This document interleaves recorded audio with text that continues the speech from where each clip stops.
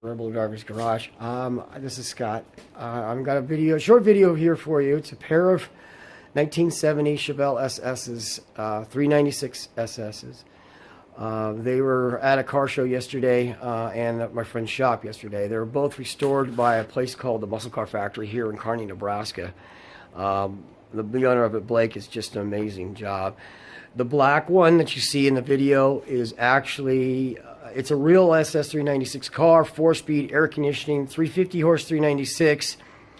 The car was originally green with white stripes, so he took a little bit of artistic license and painted it black. It's his personal car. There's some things that he went to a lot of trouble because the original engine was gone, but he has a pretty close to the correct date block in it, and heads and rear end. And even the 4-speed. It's pretty cool. The engine's pretty much restored back to original 350 horse specs, except for the cam. The original 350 horse cam is no longer made, so he used a cam that's pretty darn close.